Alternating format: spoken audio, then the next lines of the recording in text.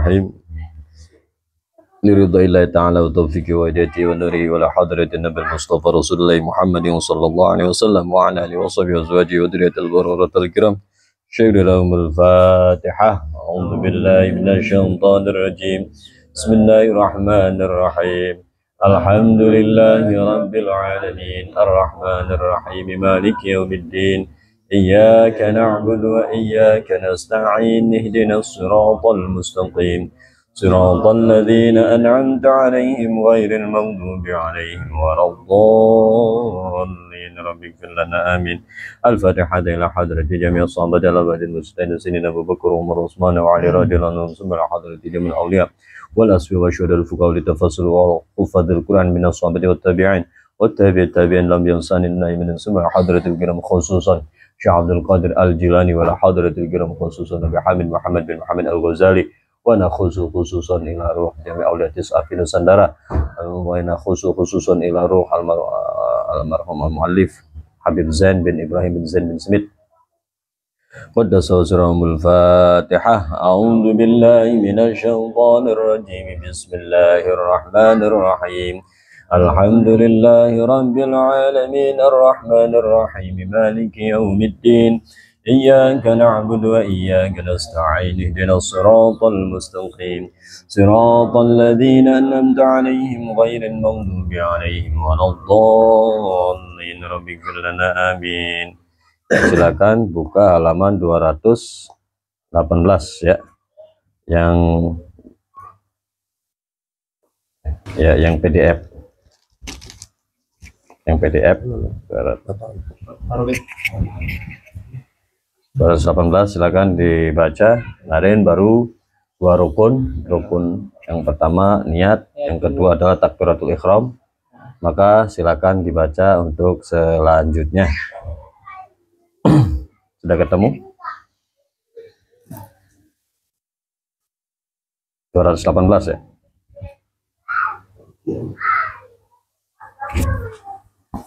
Ya Ustaz, silakan baca Ustaz.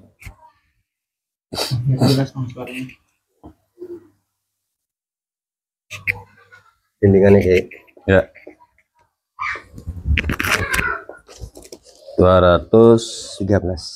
Di sini 213 ya, 213 218. Udah ketemu Pak Arufid? udah Pak Arukno Ya, Arukno. fadal. Bismillahirrahmanirrahim. 218 ya. Aruknu salisu Ya. al-qiyamu ala al-qadari al-qadiri fi fardi Ya, terus fala yajibul qiyamu fi nafilati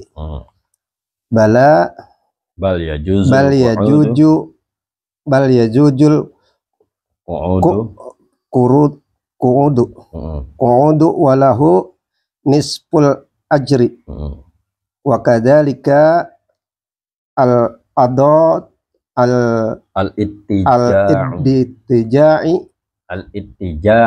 al-ittija'u walahu rab'ul ajri wala yajuzul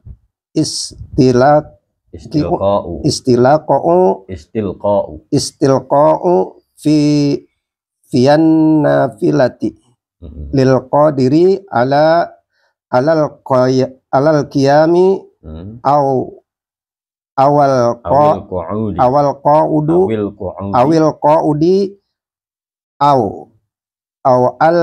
awil ittija'i. Ya, khalas. Bismillahirrahmanirrahim. Qala al-musannif ta'ala wa nafa'na bihi wa bi'ilmi fid dharain. Amin. Alhamdulillah kita masih diberikan nikmat sehat walafiat oleh Allah Subhanahu wa taala sehingga kita berjumpa lagi di malam Ahad ini sebagaimana yang telah tadi kita share bersama bahwa setiap malam Ahad mudah-mudahan kita semua istiqomah ya untuk sama-sama menimba ilmu ya, dimana ilmu fikih itu sangatlah penting ya, hukumnya adalah fardu kifayah bagi tokoh masyarakat setempat, fardu ain bagi kita semua umat Islam ya seluruhnya, biar supaya pada ngerti tentang ibadah sehari-hari ya. Mudah-mudahan kita semua dalam lindungan Allah Subhanahu wa Ta'ala. Amin ya Allah ya Rabbal Alamin. Salawat teriring salam tak lupa kita aturkan kepada baginda alam Nabi besar Muhammad sallallahu alaihi wasallam serta keluarga dan para sahabatnya hingga kita selaku umatnya, yang mudah-mudahan kita semua senantiasa mendapatkan syafaat Allah di yaumil kiamah nanti. Amin ya Allah ya Rabbal Alamin. Masih seputar tentang rukun sholat, di mana rukun ini adalah salah satu pondasi di dalam sholat itu sendiri, yang dimana tadi sudah kita sampaikan di kitab Taqriratus Sadidah, yaitu ada 13 rukun, di mana 13 rukun ini dirangkum dalam 4 rukun ya. Yang pertama adalah rukun qauliyah, rukun fi'liyah, rukun qalbiyah, yang terakhir rukun ma'nawiyah. Ya, sudah kita jelaskan bersama. Yang pertama yang pertama adalah niat ya, yang kalau dilafadzkan yakni hukumnya sunnah, wajib di dalam hati. Seperti contoh usolli fardhul maghribi salasa raka'atin mustaqbilal kiblati adaan au imaman ya, adaan imaman au makmuman lillahi ta'ala ya. Allahu akbar, dan posisinya di atas, Allah di atas ya, boleh seperti ini, boleh di atas, agak mancung ke depan, Allahu akbar, seperti itu ya. Lalu setelah itu yang kedua adalah takbiratul ihram, takbir mengucapkan Allahu akbar, sebagaimana tadi sudah disampaikan salah satu syarat untuk mengucapkan lafaz takbir ya, takbir Allahu akbar, takbiratul ihram di dalam sholat itu ada 20 kurang lebih, tadi sudah kita paparkan. Makanya ini video ya, bagi yang membutuhkan silakan disimpan ya kan, dan silakan diulang-ulang, boleh bertanya, nanti ada Pak RTL-an yang bisa dihubungi langsung kan begitu. Boleh yaitu nanti live streaming lagi, atau boleh berjumpa langsung ya Pak RT ya begitu. Nah, lalu menginjak ke rukun yang ketiga adalah al-qiyamu 'alal qadiri fil fardhi. Rukun sholat yang ketiga adalah berdiri bagi yang mampu di dalam sholat fardu atau sholat wajib. Ya, saya ulangi bahwa rukun yang ketiga ya, di dalam rukunnya sholat adalah berdiri 'alal qadiri fil fardhi, berdiri bagi yang mampu ya dalam sholat fardu atau sholat wajib. Fala yajibul qiyamu fin nafilati, maka tidaklah wajib berdiri ya di dalam sholat itu, tepatnya di sholat sunnah. Bal yajuzul qu'udu, justru diperbolehkan duduk begitu ya kan. Walahun nisful ajri ya, dan baginya ya, bagi orang yang melaksanakan sholat sunnah dengan duduk, pahalanya separuh. Wa kadzalikal ittija'u, begitupun juga terlentang ya, tidur miring. Ada yang duduk, ada yang pakai tidur miring. Walau rubul ajri itu 1/4 pahalanya. Tapi ini bagi orang yang uzur. Ingat, bagi orang yang ada uzur. Uzur itu maksudnya kalau berdirinya itu tidak bisa begitu. Nanti ada spesifikasi bayarnya. Wala yajuzu al-istilqa'u fin nafilati lil qadir, dan tidak diperbolehkan terlentang, tidur telentang. Telentang, tahu nggak telentang? Ya kan? Ya, di dalam sholat sunnah bagi orang yang mampu berdiri maksudnya. Jangan coba-coba tuh. Ya, bagi orang yang mampu berdiri jangan coba-coba, yaitu melaksanakan sholat terlentang, keadaannya terlentang begitu, baik itu dia mampu berdiri, mampu duduk, atau mampu tidur miring. Jadi ada step-stepnya, ada keadaan-keadaannya gitu. pilihan-pilihan keadaannya, ya. Nah, terus ada sebuah persoalan, mata ya juzul qu'udu fi sholatil fardi, kata Habib Zain bin Ibrahim bin Smith dalam karyanya ini, ya, kapan diperbolehkannya duduk, ya, kapan diperbolehkannya sholat duduk dalam sholat fardu, kapan, coba. Pertanyaannya adalah kapan bolehnya sholat dalam keadaan duduk, ya, dalam sholat fardu atau sholat wajib. Nah, maka dijawab la yajuzu laul qu'udu fil fard illa idza ajaja 'anil qiyam. Tidaklah diperbolehkan sholat sambil duduk, ya kan, dalam sholat fardu kecuali apabila dalam keadaan lemah berdiri atau tidak bisa berdiri. Begitu. Nah, itu juga tidak bisa berdiri, nggak langsung sekonyong-konyong duduk ini, pakai bangku dulu, begitu kalau ada bangku. Makanya kalau di masjid-masjid yang memang memiliki standar fikihnya cakep, ya disediakan bangkunya. Bangku. Jadi nggak langsung duduk begini, nggak dudukin bangku, paling tidak masih bisa begini, alhamdulillah, masih bisa doyong, bungkuk itu masih alhamdulillah. Ya kan, mau rukuknya, mau sujudnya cukup bungkuk aja, begitu. Ya. Nah, maka di sini dijelaskan batasan tidak mampu itu seperti apa. Dhabitul aji antal haqqahu masyaqqatun syadidah. Di sini dijelaskan Habib Zain bin Ibrahim Smith memaparkan, ya, beliau bermadzhabkan Imam Syafi'i, ya, jaraknya juga alhamdulillah masih dekat, ya. Beliau juga salah satu daripada gurunya Habib Abu Bakar bin Hasan Al-Attas Az-Zabidi, ya, alhamdulillah. Beliau yang masih menjumpai Habib Zain. Jadi insya Allah beliau orang-orang yang alim, ya, min jumlatil aulia.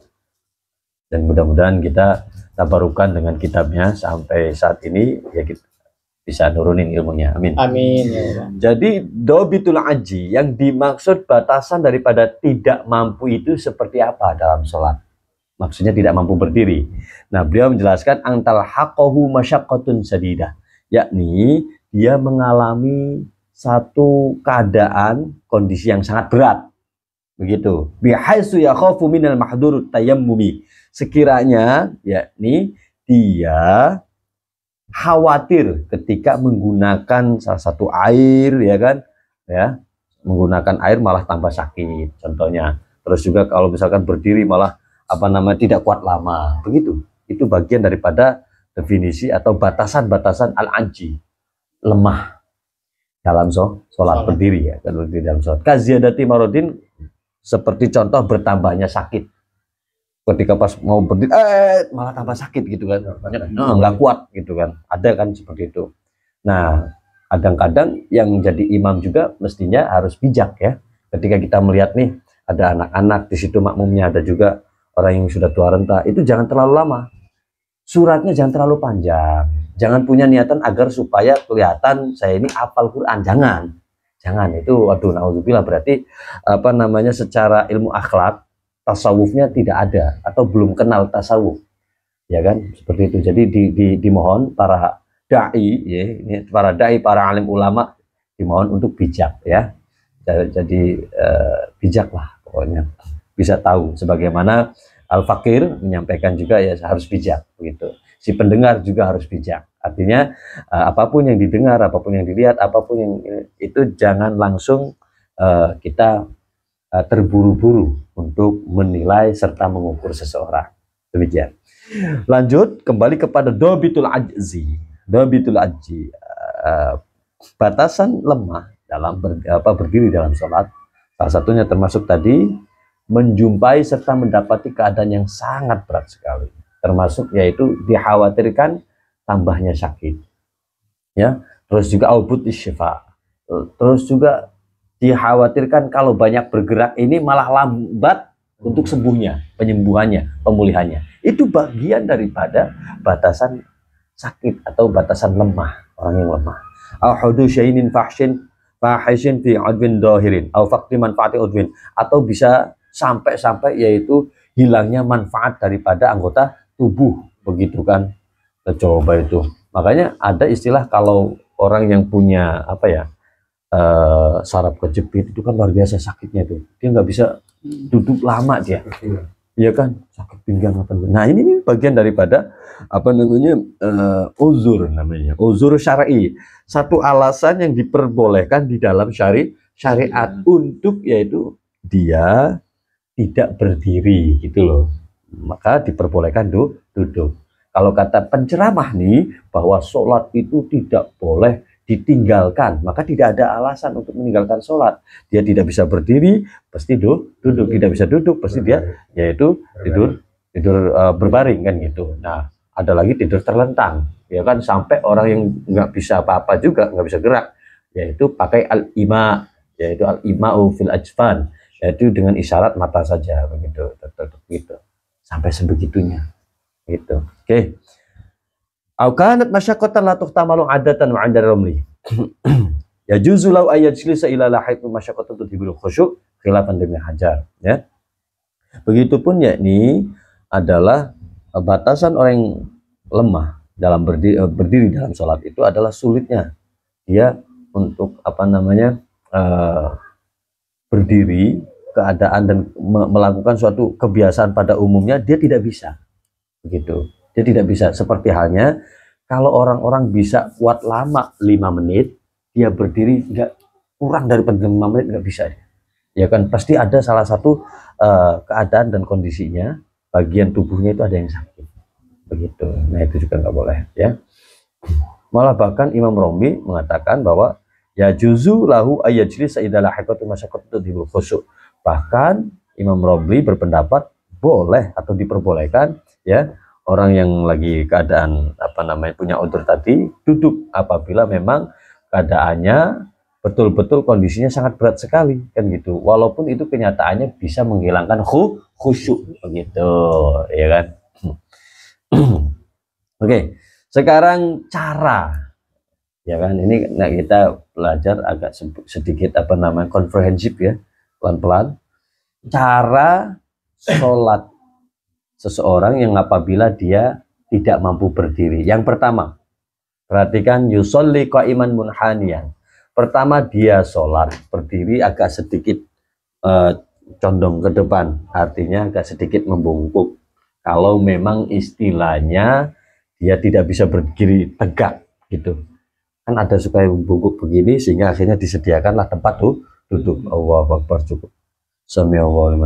Membedakan antara berdiri misalkan tidak bisa berdiri tegak lurus jadi dia doyong ke depan bungkuk, nanti rukunya agak dibedakan sedikit, sujudnya agak dibedakan sedikit begitu. Awas jangan gagal paham sehingga akhirnya informasi ini disampaikan kepada yang apa namanya bisa berdiri. Iya begitu, tidak ya. Jadi ada kitabnya, silakan cek bagi yang sudah pernah baca atau sudah mempelajari kitab Takriratus Sadidah. Yang kedua, fa in ajaza sholat ala rukbatai, apabila yang demikian ini juga tidak mampu, ya kan, dari yang dikit, aduh sakit juga, aduh sakit juga gitu kan, maka dia boleh sholat ala rukbataihi. Jadi apa namanya duduk nih, ya duduk gitu ya, gitu kan. Ya, jadi nggak pakai kursi lagi nggak. Kalau tadi, kalau misalkan nggak pakai kursi juga kayak begitu, ya, gitu. Nah, sekarang cukup yaitu ala sholat ala rukbataihi. Ya udah, yaitu di atas dua tengkuknya ini. Yang ketiga, fa'in aja sholat qa'idan, apabila duduk aja sudah tidak mampu, ya kan, karena ya luar biasa biasanya kan kalau yang punya apa ya penderita diabetes ya. Ambeien, terus apa lagi tuh saraf kejepit, luar biasa itu. Nah, wal afdol ayakuna muftarishan, maka lebih utama adalah ayakuna muftarishan, dia ada di apa bantal, disandarin bantal gitu. Sandar ya? Ya, sandar lah dengan bantal. Sandarin itu kan ya. Fa'in ajaza sholat mutaji'an, kalau misalkan tidak mampu juga ya tidur miring gitu ya, tidur apa namanya berbaring. Wal aula ala jambil aiman, lebih utama yaitu arah sebelah kanan, menghadap ke sana gitu gitu. Ya. Iya, sono. Kayak orang meninggal, ya. Nah, kanan. Nah, begitu. Dan kanan. Nah, gitu. Itu juga nggak bisa, misalkan. Udah parah banget kan itu kan. Mustalqian udah terlentang jadinya. Terlentang gitu, ya. Bisa terlentang juga. Nah, terus itu terlentang dengan isyarat kepala doa. Begitu ya. Ruku juga sama begitu. Sujud juga sama. Tidak bisa juga, maka cukup dengan isyarat matanya. Coba itu. Masih terus. Jika isyarat mata aja nggak bisa, kan suka ada namanya orang sakit kan gitu kan. Pakai isyarat matanya ini hilang gitu kan. Maaf. Semua gerakan tuh betul-betul udah kayak diperban, kayak mumi gitu Pak RT. Bagaimana coba sholatnya? Ajro arkana sholati ala qalbih, maka berjalanlah rukun-rukun sholat itu di dalam hatinya. Paham ya? Mentok udah itu. Terakhir itu. Sama memang kita ada bukunya. Iya, mentoknya sampai yaitu di dalam hati. Dari sholat sehat sampai sholat pakai hati. Nah kok sekarang zaman sekarang cukup yaitu ingat aja bangun tidur ingat, asal ingat sholat nggak perlu pakai sholat, kan ada aliran apa tahu itu. Nah itu diusahakan jangan ikut-ikutan yang begitu. Panggilah agama Ahok. Ya alam lah, pokoknya yang penting kita jangan ikut-ikutan seperti itu ya. Jadi agama ya, syariat agama Islam itu adalah perbuatan. Agama itu ya berbuat kan gitu. Ada perbuatannya gitu. Ya. Oke, dilanjutkan rukun yang keempat sekarang. Yakni membaca surat Al-Fatihah. Ya, silakan. Ustaz, nama Pak Robit, silakan baca. Ar-Ruknur Rabi'. Nah. Bismillahirrahmanirrahim. Ar-Rukunur Rabi' Qiraatul Fatihah wa tajibu fi kulli rak'atin sawaan akanatus sholatu fardon am naflan alal imami wal ma'mumi wal munfaridi. Syurutul Fatihah Isna asyar. Wahid at-tartibu. Fa idza khalla bit-tartibi ma'a adami taghyiril makna lam tujzi'ahu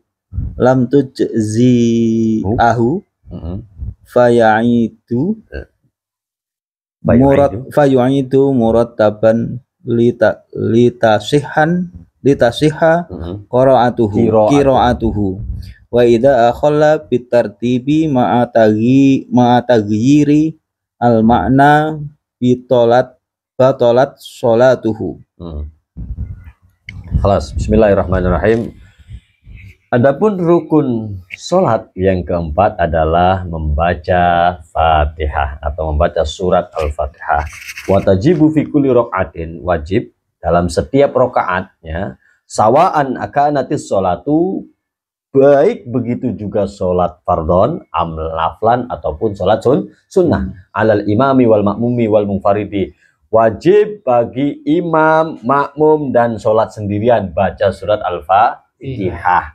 Mau jadi imam kek, mau jadi makmum kek, mau sholat sendirian kek, wajib hukumnya ya baca surat Al-Fatihah. Mau itu sholat fardu ataupun sholat sunnah. Jangan sampai gara-gara sholat sunnah kan gitu, tenang aja sholatnya ini sholat sunnah jadi nggak perlu sholat baca Al-Fatihah, yang ngawur namanya ya. Nah, syurutul Fatihah isna asyara. Adapun syarat-syarat membaca surat Al-Fatihah ada 17. Prosedurnya itu ada 12, maaf ada 12. Isna asyara ada 12. Yang pertama at-tartib. Yang pertama adalah at-tartib. Apa tartib? Itu harus berurutan. Tidak boleh yakni acakadul, ya kan, berantakan. Ya kan, yang urutan kelima ditaruh yang pertama nanti yaitu ditaruh di tengah-tengah, jangan, itu namanya tidak tartib. Faida akhalla bitartibi ma'ada bitagyirin makna lam tujzi'u faya'idu. Misalkan contoh Bismillah nanti saya bacanya di tengah-tengah. Yang pertama alhamdulillahirabbil alamin, ntar bismillahnya enggak boleh. Tidak sah itu. Bisa jadi berantakan namanya, ya. Itu lam tuji fa yu'idu murattiban litasihha qiraatu. Bagaimana kalau keadaannya lupa? Kalau keadaannya lupa tidak jadi masalah asalkan diulang. Asalkan diulang. Allahu akbar. Bismillahirrahmanirrahim. Alhamdulillahirabbil alamin. Malik yaumiddin iyyaka. Kan kelewat tuh. Ingat, balikin lagi.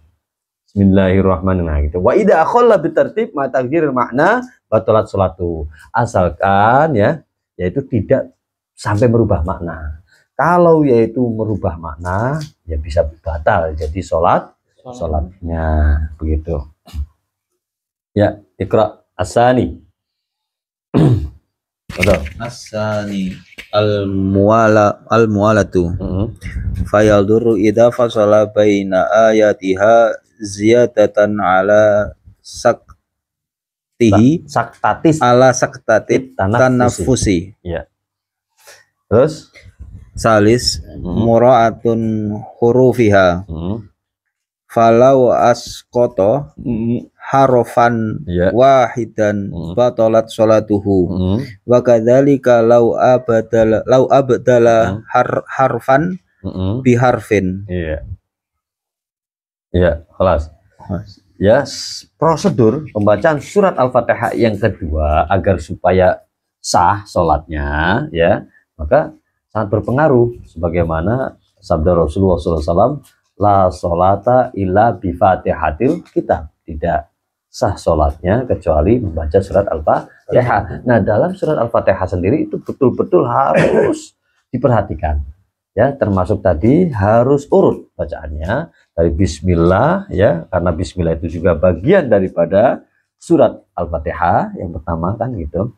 Nah, sampai walau dhalin rabbil amin. Yang kedua, ya, syarat membaca surat Al-Fatihah yang kedua nih biar supaya benar adalah al-mualah, harus runtut terus menerus artinya tidak ada yang misah terlalu lama, nggak boleh, yaitu nafas berhenti, nafas terlalu lama. Nah itu nanti akan berbeda. Saya dulu hukumnya bahaya, cukup bahaya. Idza fasola baina ayatiha, apabila di antara ayat-ayatnya terpisah gitu loh, dipisah, sengaja dipisah, ya. Nah terus semakin panjang pisahnya sampai sehingga apa namanya berhenti sejenak, ya kan, cukup ngambil nafas,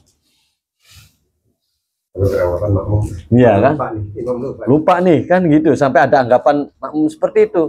Nah itu bahaya, ya kan, masih kategorinya bahaya. Maka harusnya bagaimana? Harusnya terus. Makanya ketika pas kita dalam keadaan cegukan, diusahakan minta dibadalin dulu,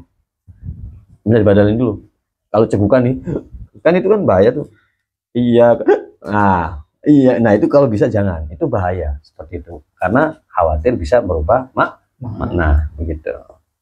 Itu kalau salah satu syarat jadi imam, harus ada ilmunya dulu intinya, ya kan, baru silakan boleh yaitu jadi imam. Kalau belum tahu ilmunya, asal modal nekat atau karena sudah kadung, berkali-kali saya sampaikan, karena sudah kadung jadi tokoh, jadi ulama, sehingga akhirnya gengsi mau belajar, ya. Yang ketiga, mura'atu hurufiha, menjaga dan memelihara huruf-huruf di dalam surat Al-Fatihah. Falau asqata harfan wahidan, jikalau satu huruf gugur, ya kan, satu huruf saja gugur, batalat sholatuhu, maka sholatnya batal. Satu aja, satu huruf gugur. Contoh, Bismillahirrahmanirrahim, ya, dibacanya Bismillahirrahmanirrahim. Berarti pakai sin apa pakai shin itu? Pakai shin besar. Itu sudah batalat sholatuhu. Diingetin kadang-kadang apa namanya suka nggak terima kan. Nah diusahakan kita harus bijak. Terus juga cara mengingatkannya juga kita harus bijak seperti itu. Tapi saya hakul yakin setiap orang pasti punya kesadaran diri sendiri sehingga akhirnya dia tahu betul mana yang salah, mana yang benar. Itu ada yang membedakan di antara kita itu adalah antara gengsi dan tidaknya. Mengakui salah atau tidaknya itu doang sebenarnya. Sebenarnya sih tahu, dia tuh salah itu tahu. Yang benar juga tahu. Itu yang membedakan antara antara manusia dengan manusia yang lainnya, manusia yang berilmu dengan manusia yang lainnya adalah gengsi doang. Begitu. Nah, itu udah beda lagi ya. Wa kadzalika kalau abdallah harfan bi harfin. Nah, begitu juga apabila yaitu seseorang tersebut mengganti satu huruf dengan huruf yang lain. Kalau tadi kan gugur, sekarang diganti ya. Diganti seperti dod dengan do. Ghairil maghdubi alaihim waladhdallin, diganti waladhdallin. Beda itu. Ya. Lanjut keempat. Syarat membaca surat Al-Fatihah. Silakan Ustaz. Tafadhol. Waktu Ya. tasdidin ittiha Didatiha. tidatiha.